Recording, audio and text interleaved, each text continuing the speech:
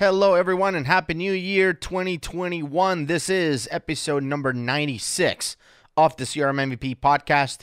And what I wanted to do is, because this is the first episode of this year, I wanted to review 2020. So we're not going to be talking about anything technical today. I just wanted to kind of take a look back and do a year in review. And in a lot of cases, I feel like I'm going to be asking you a lot of questions. I want more interaction for this episode than some of the episodes before, although I always get messages and emails and things like that about every single episode we release. This one, I hope I can get some more than normal because I want to ask you some questions and hopefully I can get an answer from you. You can help me kind of shape what 2021 will look like, and we'll see how it goes. So if you remember, if you have been listening to the show for a while, if you listen to every episode, first of all, thank you for listening. It really helps me see the grow of the podcast over time, and I think that also translates, for example, into our YouTube channel, the CRM MVP Media YouTube channel. If you go to crmmvpmedia.com, it will redirect you to our YouTube channel. We have about 1,600 subscribers so far. It continues to grow. Thank you so much to those of you who are watching the videos and hitting subscribe. If you like what you see, please go ahead and give us a like and subscribe to the channel. It lets us know what people like, and we can record more videos about what people want to hear. But if you have been listening to the podcast, last year, about a year ago, maybe a year and 2 weeks ago, we released episode number 69, which was essentially New Year's resolutions for you. I wrote a list of what I considered to be good New Year resolutions and kind of asked you to pick from the list. I even left it open and said, look, if you have better ideas, better things to do in 2020, you can go ahead and come up with one. But if you are like a lot of people, not really sure what to do, not coming up with a lot of good ideas, I wanted to put together a list of things that I considered to be good goals and New Year resolutions for 2020. And I even mentioned that, it was sort of like a challenge. Like if you can do everything on the list, you will become an MVP, because it was pretty challenging. There was a lot of stuff in there. And I suggested people pick 2 or 3 things to work on for 2020. I made my pick. I think I mentioned that I was keeping it, secret. At that point, I don't remember exactly what I covered, a year ago, but I don't think I shared my top 3 picks. And I want to share them today and kind of go back and evaluate what I was able to achieve with those 3 things that I set out to achieve. Luckily, the ones that I selected were not affected by COVID. In other words, I was able to, achieve all 3 regardless of COVID and regardless of the fact that I even had COVID back in June. And I talked about this on a previous episode as well. I talked about, what happened and how I got it and, how everything went. So if you're new to this show, you can go back and listen to that. It was a few months ago, I guess. It was around August or September of 2020 when I released that episode. But I was able to hit all 3 of the goals that I had in mind. And the 3 goals that I had in mind was, 1, I wanted to speak at conferences both in person and virtual. So luckily, I was able to get the in-person one very early in the year before everything started shutting down. And I will talk about that in a second. The second objective was to release a free tool for the community. I hadn't done that in a while. I try to do one a year if I can. The previous year in 2019, together with Clement Olivier, we released a tool for the XRM Toolbox, which is the BPF manager. And then this year, working with Nicholas Hayduk, we were able to release one as well. So I was able to hit that, and I'll talk about that in a second again. And number 3, I wanted to create more than one video per week. So in 2019, I set out to create at least one video every week. I call it 2-Minute Tuesdays. Most of you listening to this show are familiar with this. It's essentially, I try to give a tip or teach you something within 2 minutes. I've been hit or miss with them. I would say probably 70% of my videos go a little bit above 2 minutes. I remember one went over 20 minutes, but it's not very common that I go way higher than 2 minutes. I think that what trips me up is I like to explain the why. Why am I showing you this rather than just tell you what it is? I like to talk about when would you use this? Why is this valuable to know? Why am I even bothering to cover this on a video to begin with? I'm not really big into just showing you something and not telling you why it's important. You know, I'm not like if you read docs.microsoft.com, if you go and read, you know, all of the stuff about the Power Platform or Dataverse or Dynamics 365, it just tells you the what, like, and the what and the how. Like, this is what we're doing and how, here are the steps and how you do it. That's basically it. I like to cover the why. I think the why is very important. I like to tell you what we're doing, why we're doing it, and how we're doing it, right? And because of that, I think the why typically takes like 1 out of the 2 minutes, and then, you know, I kind of run out of time. But, you know, my goal, my New Year resolution for 2020 was to create more than one video a week. And in some cases, especially in June when I had COVID, I had some help. I know that, you know, Seth Bacon, recorded one of the 2-Minute Tuesdays while I was out, I think at the hospital, actually. He was able to do that. And, you know, along the year, I've had, I don't remember how many people. I remember Danny did one, and there were several people who did a few 2-Minute Tuesdays. But my goal wasn't for me to personally record them. It was more to put them out there. And I wanted to do more than, you know, one per week. I wanted to beat that goal because that was kind of my record for 2019. It was one a week, and I wanted to do better than that, and I did. And I'll talk about how I was able to do it beyond the 2-Minute Tuesdays, because it is very unrealistic to set out to do that and do it consistently. I realize that a lot of people, you know, say, I'm going to do a video every week, or, you know, I'm going to do a blog every week, or whatever it is, and then you do it for a few weeks and then it dies. One good example of this is when I set out to cover the news, essentially. I don't know if you saw some of those videos. I think I made 2 of them, maybe 3, but I think it was 2. And I call it, what was it, News Fix, Dynamics 365 News Fix, or Power Platform Use Fix, or something like that.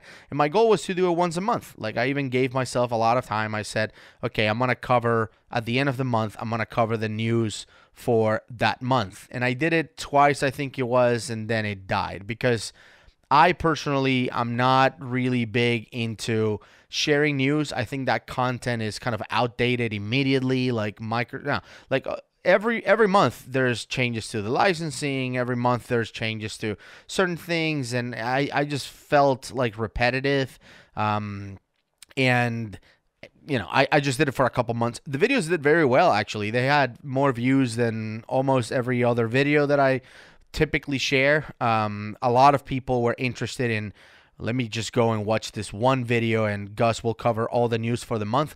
I still think it's a good idea. I still think that someone should pick that up, especially if you want to be an MVP. That would be great. I would tune in for that.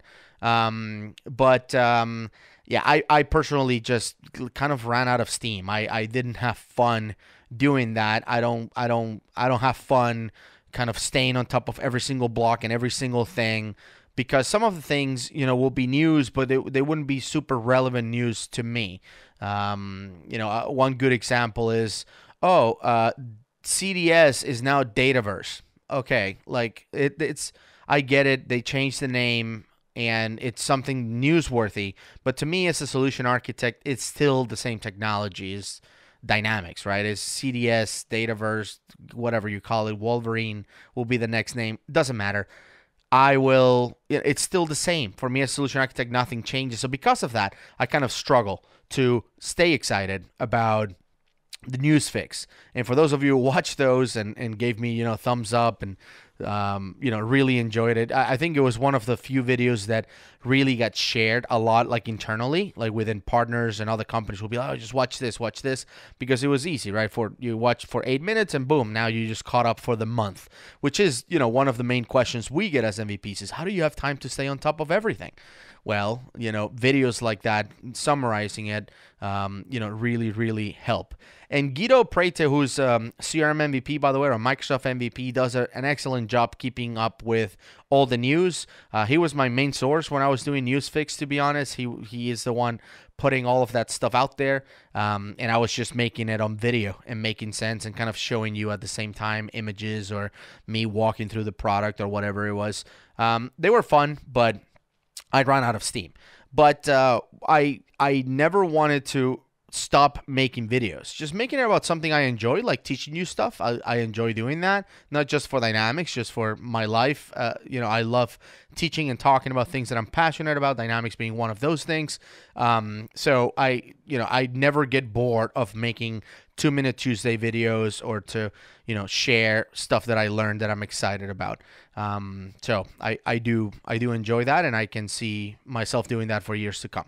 So again, my goal was to make more than one video every week, and that was possible. So let's talk about each one of them. So the first one was I wanted to talk at a conference in person and virtually. And by the way, the New Year resolution for 2019 was to speak at every single Dynamic Community, marquee event. I didn't speak at, those, what was it called? Focus or whatever, events that were more like regional and whatnot. I didn't speak at those, not because I thought they weren't good or whatever, but mainly because I just don't have time to speak at every single event. So I kind of targeted the summits, so the large events, and I wanted to be the only person that was a speaker at every single summit across the globe. So the US, the European one, and the Australian event. And as far as I know, there's only 2 of us who did that. One of them, it's a former Microsoft MVP. I think she works for Microsoft now. It's Rachel Profit. Rachel Profit actually was a speaker at all 3 events. And I remember when we saw each other at the Australian event, we were like, what? Like, we're just pointing at each other like, I thought I was the only one. Yeah, I thought I was the only one too. So the 2 of us, as far as I know, were the only ones who actually were speakers at all 3 events. And at the same time, both extremes in the US and Europe, because there wasn't an extreme in Australia. So that was 2019. So that was my goal, was to speak at all those events, and I was able to do it, which was great. And for 2020, I said, I'm not going to do that again. It's very unrealistic. Obviously, this is all pre-COVID. This is right at the end of 2019, or the beginning of 2020. We didn't really know a whole lot about it, or, it was very new. I wasn't thinking about COVID back then. But my goal was I want to speak at both in-person events and virtual events. Obviously, post-COVID, we all know that virtual events that was an easy one, because at some point in March or whatever it was, everything started being virtual. So that was very easy. I was lucky enough to be selected as a speaker for the Scottish Summit. Scottish Summit happened on February 29th of 2020. And it was awesome, right? I got to go to Scotland and speak at the event along with, I don't know how many other speakers. I mean, there had to be more than 100. There was a lot of speakers there, and a lot of people too. I think there were about 800 or 1,000 people or something. It was a large event, very well organized by Ian Connolly and Mark Christie. They're great. They did a great job, organizing the event, and they're both Microsoft MVPs because of it. Well deserved, amazing event. So that was great. So I was able to speak in person at that. And I think there was a week of separation between the Scottish Summit and the CRMUG European Summit, which I was set to speak at, and I was delivering a class as well, I believe. And I just told my wife, like, let's just go to the Scottish Summit, stay in Europe or somewhere over there for a week of vacation, and then go to the Barcelona event and fly home. And while I was on that vacation, I got the news that the event was canceled, essentially, and I had to go back home. So I I was in Barcelona already, just waiting for the event. I just changed my flight and went back home. It was pretty much that. It was towards the end of the week, which was a bummer. I would have loved to just fly home earlier, so right after the Scottish Summit, for example. But it was good to take a vacation because, I mean, COVID happened and you couldn't go anywhere, to begin with. So because of that, that was a cool little vacation, and I got to speak in person. And then later on, I had multiple opportunities to speak virtually. So I would say, speaking at the US Summit, which was a virtual event, I think I delivered something like 6 sessions or 7 sessions. I don't remember. They're all on the on the community site if you're interested. And I'll talk about the community side in a little bit. And it was a good event. There were some sessions that were very well attended. One of them, I wasn't really a speaker. I was more of a moderator. It was the Women in Technology lunch event, and I think it had like 1,200 attendees or something. It was a I have to assume it was one of the largest, if not the largest session for the whole summit in terms of attendance, and obviously generated a lot of comments and buzz and questions and things like that. So that was great to be able to moderate that. And then I delivered some sessions, and it was good. I mean, in terms of attendance, I think I had about between 100 and 200 people on every session. Maybe the smallest session I had about 75 or 50 to 75, something like that, if I remember correctly, which is typically what I get in person when I go to the event. So it really felt like the summit. Obviously we weren't in Nashville, was it Nashville? Yeah, I think it was Nashville where we were supposed to be. But it was still okay, and it was it was a great event, and I was able to fulfill that. Then the second thing was to release a free tool, which I've done for 2 years in a row now, and the tool that I partner up with Nicholas Hayduke to create, it's actually an add-in for Google Chrome, and it's called Power Text. And if you haven't seen it, you should definitely check that out. Essentially what it does is it helps you by you creating a secret key combination, like a shortcut on your keyboard. And when you hit that shortcut, then information from a field gets populated on whatever you're typing. There's a video about this on our YouTube channel, once again, crmmvpmedia.com, where I show you where you can download the tool and how to use it and all that stuff. If you're interested, just go there to that channel and search for Power Text, and you'll find it. Really, really cool tool. It works outside of Dynamics too. So it does that on Dynamics, but it also does it for other websites. So for example, if you typed a lot of, best regards followed by your name, or thank you followed by your name, or whatever, you can come up with a shortcut and it will enter that. You can come up with a shortcut for, today's date, and, you press that shortcut on your keyboard and the text will be added with today's date, things like that, or your email address or whatever it is. So go ahead and check it out. But once again, that was number 2 on the list of my New Year resolutions, and I was able to do that. Then after that, the third one was to create more than one video every week, or to release more than one video a week. And I was able to, and not every week, obviously, just overall. And I was able to do that simply by starting to live stream. I started doing live streams once in a while. I think I did 3 or 4 or something like that in the year. Plus, I did a few other videos here and there. I call them beer and business applications, where I talked about, for example, the Tableau acquisition by Salesforce and why it didn't make any sense to me. I talked about, all kinds of stuff. I would just come up with a topic that I knew I wasn't going to be able to cover in 2 minutes. And I didn't want to, start a 2-minute Tuesday fully knowing that this is going to take 5-10 minutes, whatever it was. So I figured, I'm going to come up with the concept of beer and business applications, and it will feel like we're having a beer at a bar and we're just talking about this particular topic. And again, the topic changed from one week to another, and I would just talk about random things, like I said when I talked about Dynamics, the acquisition of Tableau by Salesforce. The other thing that I did is I put together a few videos, for example, on how to become a solution architect. I put a video out on rules for functional consultants and solution architects, things like that. So a lot of one-offs. Whenever I felt like covering a topic, I literally would just get my camera and hit record, and I'll just start talking about the topic. Like everything I do, I don't write scripts for anything. You guys know this by now. Same for the videos. I have like a general guideline of what I need to cover. Like, okay, these are the 3 things I want to make sure I cover, and that's it. But everything in between is just me talking. I don't edit anything. I just hit record and go.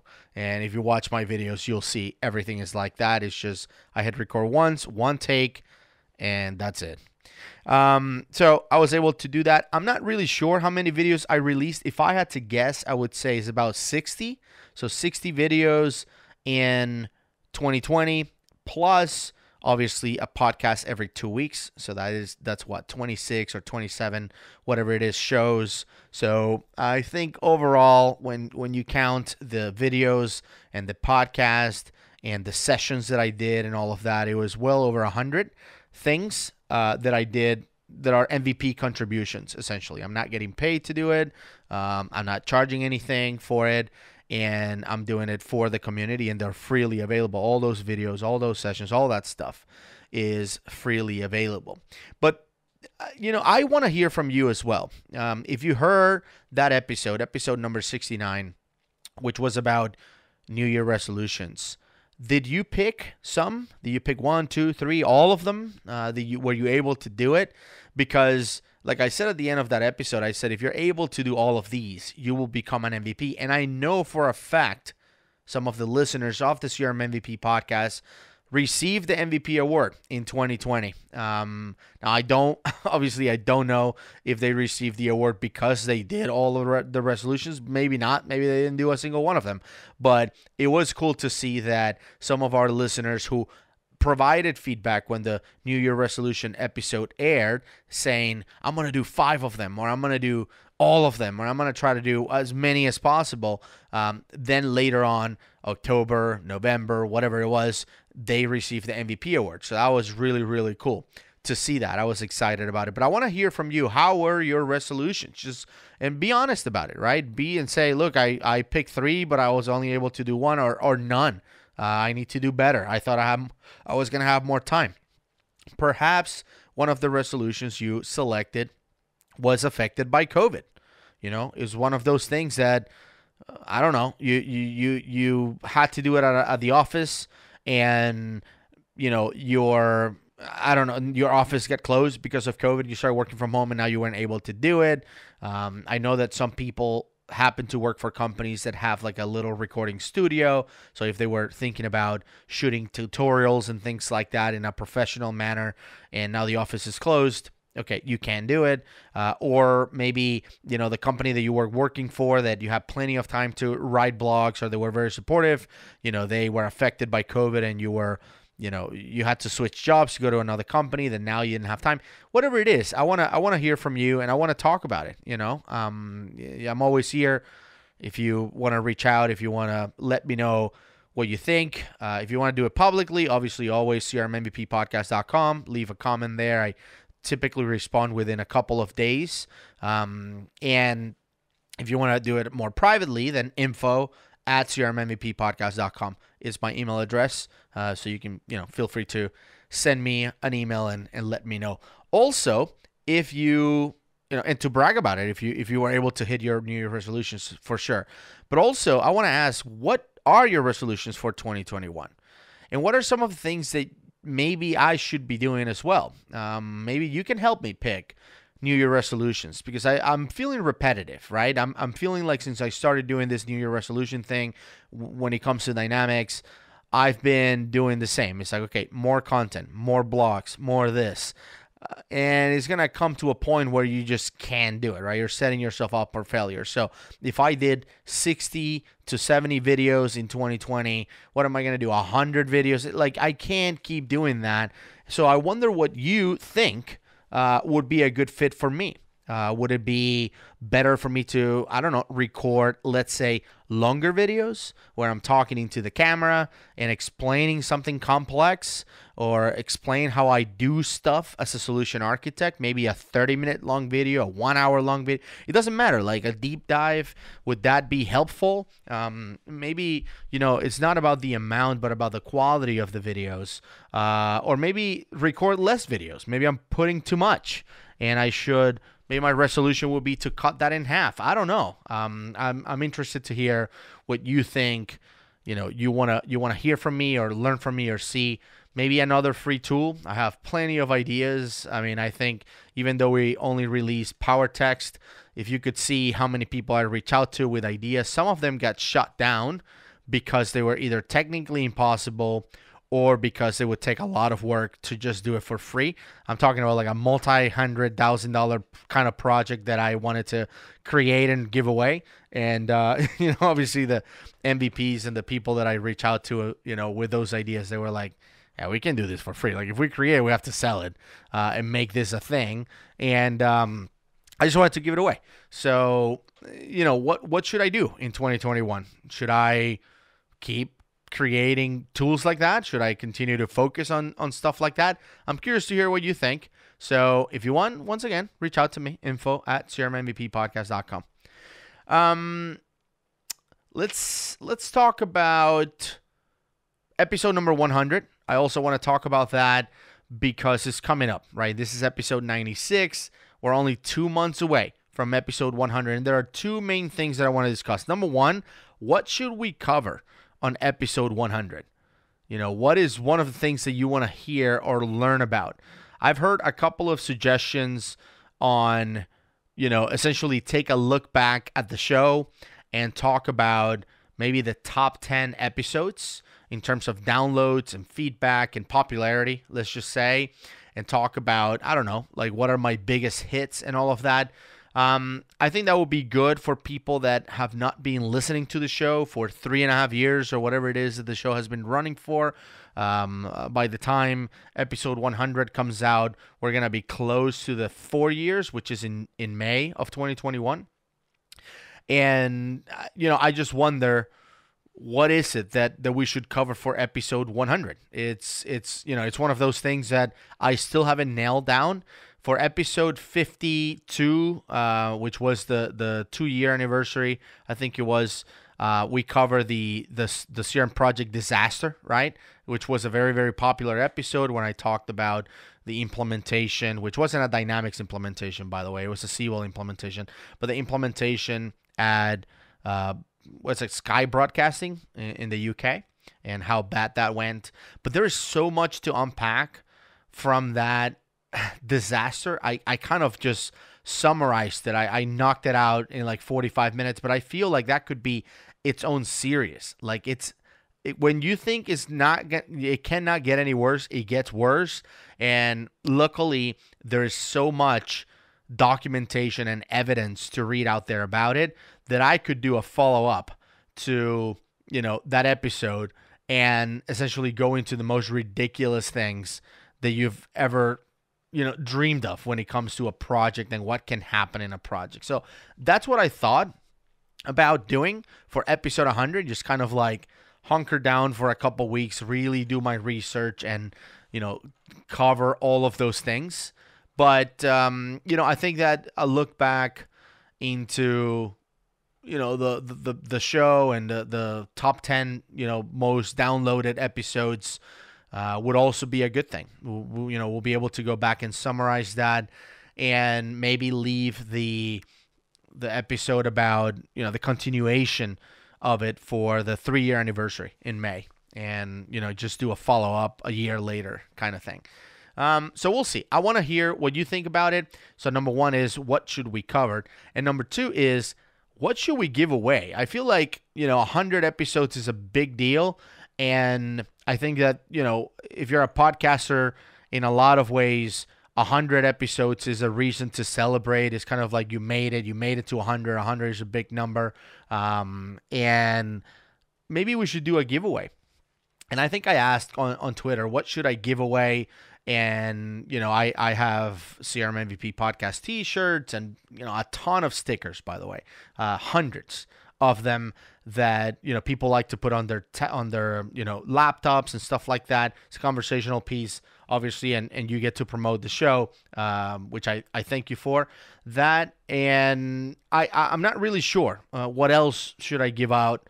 Access to, I don't know. I'm trying to think of something that will be great to give away, for one of our listeners or to several of our listeners, depending on what is it that we're going to give away. I do have a bunch of swag also from related to Dynamics.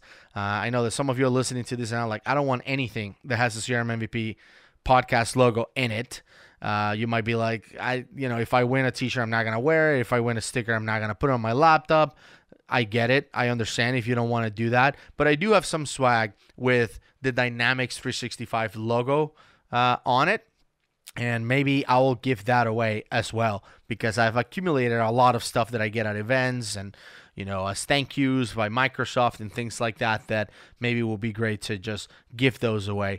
Some of them, probably the best ones I'm keeping, obviously, like the pen that I have that lights up. It says Dynamics 365 on it, and when you click on the button to be able to write with it, the whole logo lights up. There's a light behind it. Every time I use that thing, I only have one of them. And every time I use that thing, everybody's like, whoa, where do you get that? I don't remember where I got it. I know it was at an event, and I wish I had grabbed 100 of them because everyone wants one of those. That would have been a great giveaway. But I have no idea where those came from, and I wish I had more. So if you have any ideas about what to give away on episode 100, that will be awesome. Once again, send them my way, info@crmmvppodcast.com. I also want to talk about one of the most controversial episodes of 2020, which was my interview with the former employees from Dynamic Communities. I received a lot of feedback about that episode, publicly and privately. On Twitter, a lot of people, it kind of blew up, right? It was a tough episode to record for me, because one of the things that I agreed to on that episode was that I didn't want to put him in a position for them to get in trouble. Like, I didn't want, the guests on the show to be sued by Dynamic Communities or to burn bridges. If they had any bridges, they could be burned or anything like that. So I wanted to keep it civil, but at the same time, there were some questions, right, that the community had. Like, what the hell is going on over there? Like, they're firing everyone. They're getting rid of all their forms or all of their pages for the communities. And now we're going into something called the Decision Accelerator Community, or whatever it is, DAC. Like, what is happening, right? Overall, like, what is happening at Dynamic Communities? I think that's the question that everyone had. So because of that, I decided to, reach out to my guests on the show and ask some questions. And, I think that there were a lot of other questions that I would have loved to ask, but I knew that they were not going to answer them. And essentially, it would have been a waste of time on the show. They would have been like, and you saw several of the questions were like, I'm going to plead the fifth on that one, or I can't really comment on it. So, and those were the soft ones. I had pretty hard ones that I knew that they weren't going to be able to answer. I will say that I appreciate them joining me on the show. I appreciate all of you listening to the show and for giving me feedback on it. Those of you who enjoyed it and liked the questions that I asked on the show. Once again, I didn't have notes or anything. I just kind of flew. It was just a flow with interview, with a conversation. So that's how it went. But the guests on the show were really open about what they could talk about. We did have a discussion after the recording stopped, where I got to ask some questions just for my own personal curiosity, and they were able to, answer some of them as well. And they were more personal questions, more related to the MVP side that, I don't think a whole lot of people cared about. And, I was able to share those answers with my MVP friends, my MVP family and whatnot. So they were very, very gracious with their time, and I appreciated that. But I still don't know what the hell is happening at DCI. Like, I received an email. I assume a lot of you received an email as well saying, congratulations, you have been selected to be a part of the Decision Accelerator community. I never applied for that. I'm not really sure how I was selected if I didn't apply for it. I appreciate it. I'm not saying, take it away or whatever. But it sounded odd. It was sort of like, congratulations, you made it. Like, kind of like I applied for college and, like they accepted my application. It was weird to get that. It started poorly, I would say. I mean, I think that the whole idea of you only have one chance at a first impression, obviously it's true when it comes to the Decision Accelerator community. I think that the email came through is, first of all, the names were not capitalized, which, okay, it's fine. It's just being picky, but I thought that was very unprofessional. If you're thinking about a professional community like that, it was all lowercase. Then it said something like, to claim your invite, go ahead and click on this link, on the link below. There was no link at all. So you are kind of left with, okay, now I have to Google this thing and try to find it for myself. Luckily, Seth Bacon did the homework and found the DAC, or the Decision Accelerator Community. The website, by the way, the URL for it, if you're still looking for it, is DAC, D-A-C, feed.com. So mydacfeed.com. I don't know why that's why not DAC, that dynamic DCI.com or whatever. Mydacfeed.com is the website. So anyway, you go there. So you have to guess what the link was. I got 2 emails with the same thing, congratulating me, on being selected for it. But none of the 2 of them, they were identical. None of them had a link. And then when I finally saw and found the link, then you go to it and you couldn't log in. Like, you couldn't create an account. Like, everything was, like, nothing was working. When I try to create an account, it says my email was taken. So I assume they, behind the scenes, created the user accounts. But when I try to log in with the user account and password that I used to log in into the UG communities, Dynamics365UG.com and things like that, it wasn't working. So then you hit reset the password and you get a message that says, okay, your password is being reset and the link is going to be emailed to you and is valid for 15 minutes. Some people, it took literally 14, 18 hours to get that link, which was supposed to be valid for only 15 minutes, but still worked for them. So I don't know. I don't know if the whole validity of 15 minutes is a thing, because they got it hours and hours and hours later, and it worked for them. I was part of the lucky ones that got it within like 30 seconds or something. So it was very effective at that point. When I reset my password, I got a link for it. I clicked on it, reset it, and then I was in. First impressions after going through all of that and logging in are kind of positive. I was impressed with the fact that they migrated some of the content that I posted on the Dynamics365UG.com, for example. So all those other communities, they brought in like the sessions that I did during the UG Summit, which I assume they were all recorded, which is fine. We agreed to that as speakers. And it's kind of cool. Like, they have tags. So if you're searching for a specific tag, like, I don't know, Power Apps, you will find all of the things, the content about Power Apps. I tested it by posting one of the videos from the YouTube channel, and it worked pretty good. It posted it on the DAC, and it gave me the opportunity to add my own tags and stuff like that. And I'm currently shown as a contributor. in there, as an MVP and all of that. So, I mean, it looked pretty smooth. I can tell what they're trying to do. I can tell that the objective is to kind of get rid of all those silos, which a lot of people complain. A lot of people says, look, if I use Dynamics with Power BI and, I don't know, Flow, if I'm looking for help, I need to go to 3 separate websites. None of them, like I cannot search for Power BI information on the Dynamics 365 community or whatever. So DAC is the effort to bring them all together. Now, when you search for something or you click on a tag, you see, information on any product. They're all combining to one place. So I kind of like that, but at the same time, I noticed, and maybe because it's still in beta, it still has to be improved, I noticed that some of the communities are too broad. For example, there's a community for Power Apps, and you and I know that when it comes to Power Apps, and we're talking about Power Portals, we're talking about Canvas apps, we're talking about model-driven apps, we're talking about all those things, they are very different, right? When I'm trying to learn how to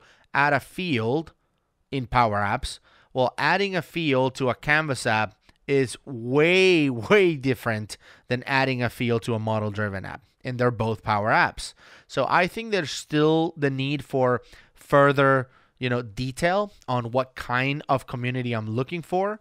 But overall, I mean, I like the concept of if I'm searching for Power BI, I might be able to get a hit from the Power BI community. I might be able to get a hit from the Dynamics, community, maybe the whatever, Power Apps community, Flow, whatever it is. And, I don't have to know exactly which silo I'm looking at to be able to find something. So I like the possibility of it. What I don't like is if they're going to make people pay for this, because I feel that all of that content, I'll just put it simply, I feel that Google does what DAC does.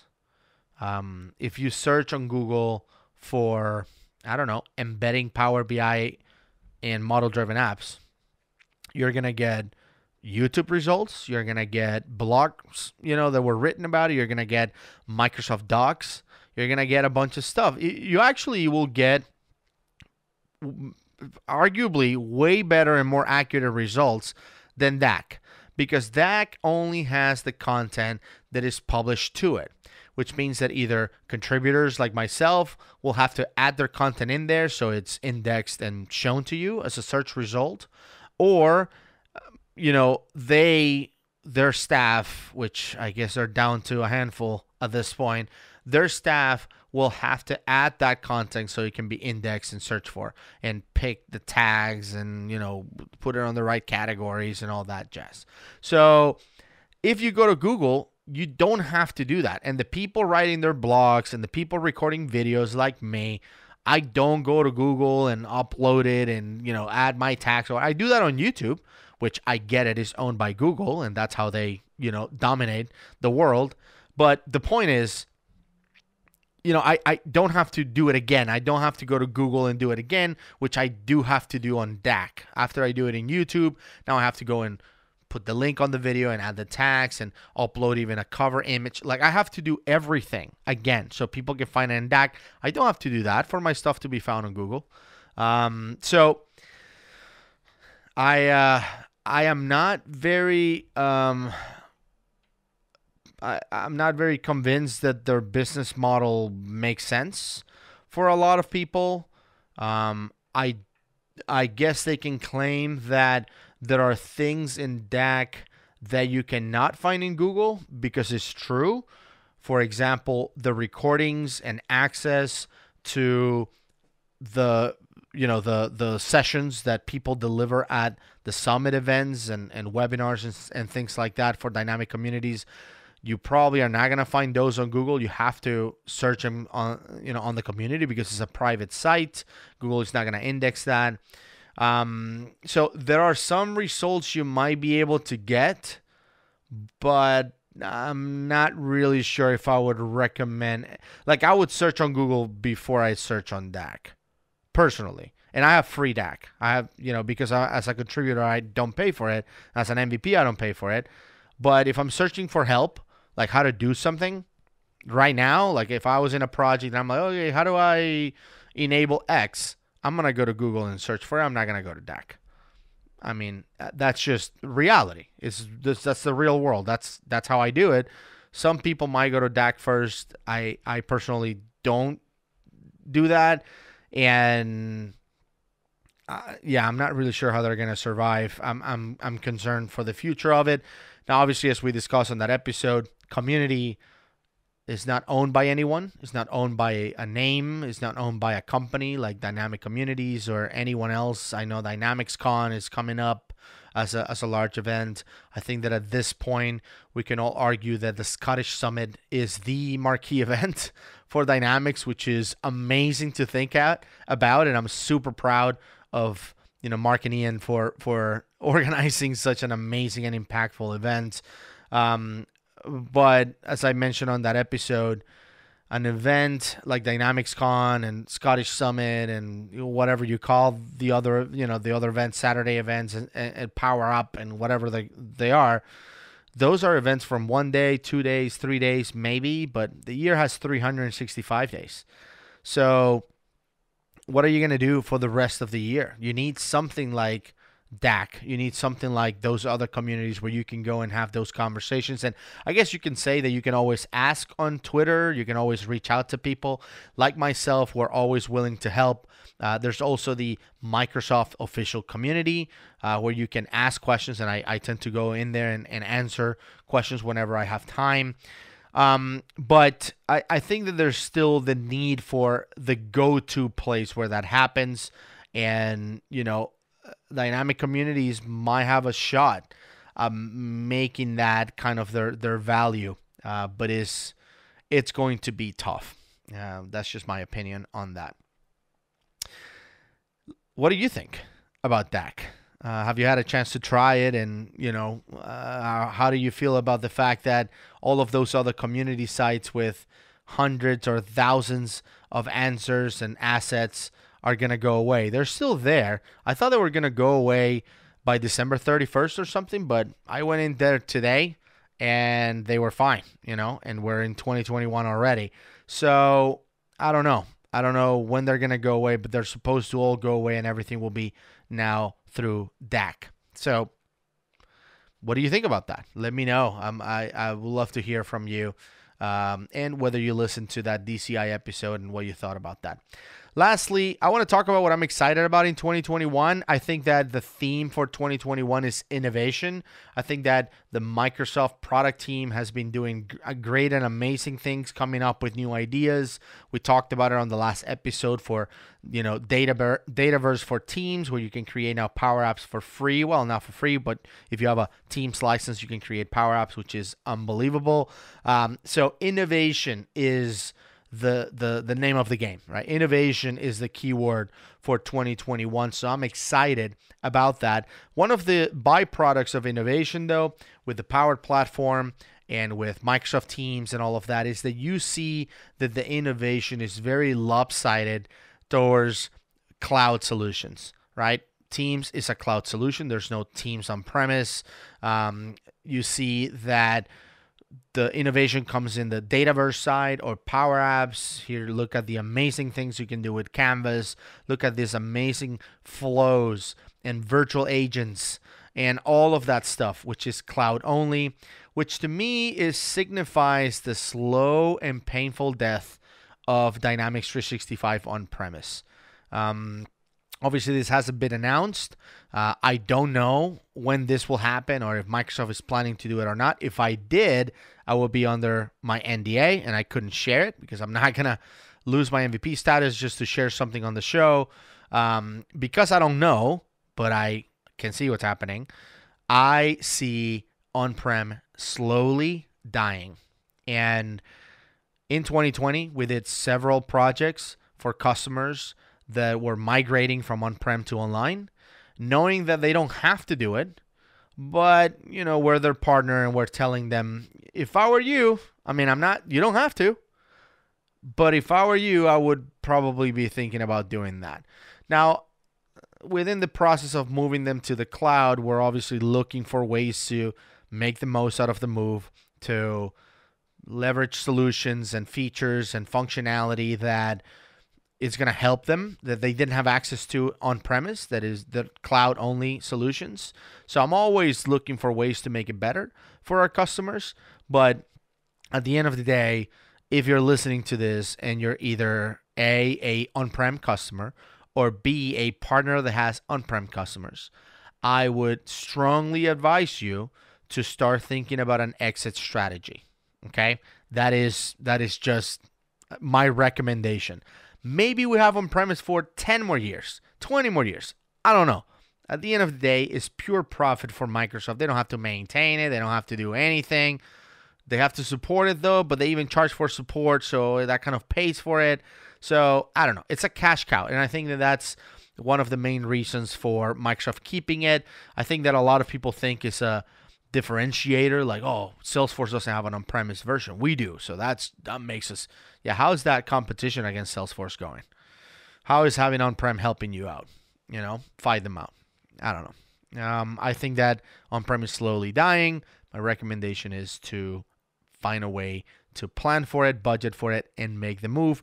If you don't have a partner, just reach out to a partner that you trust, someone who you think will help you, and work the way you like to work, and, get a project in place and get it going, because I don't know how long it's going to be here for. And the last thing you want is to hear, okay, you have to be online by October or something like that.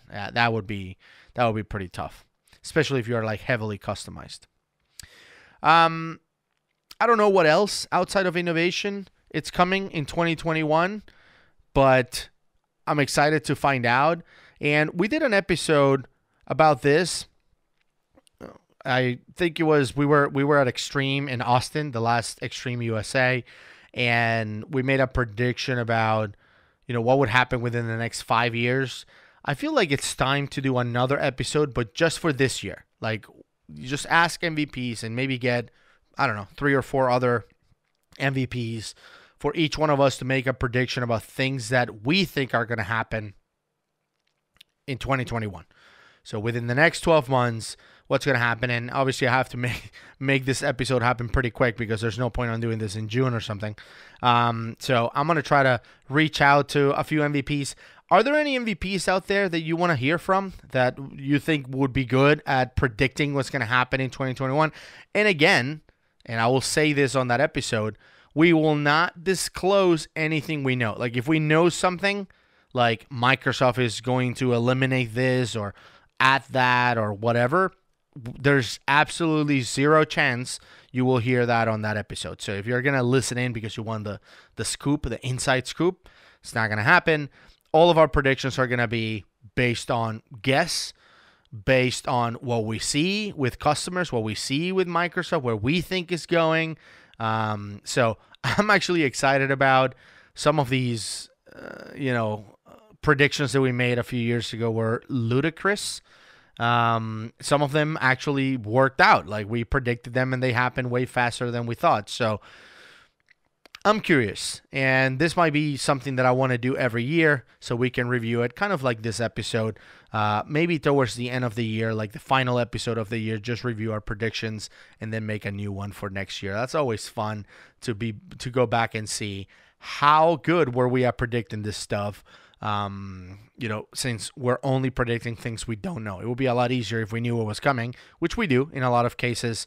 It would be very simple to just break NDA and tell you what's coming, because we're going to hit it 100% of the time, but we're not doing that. We're guessing on things we don't know, so that's always exciting.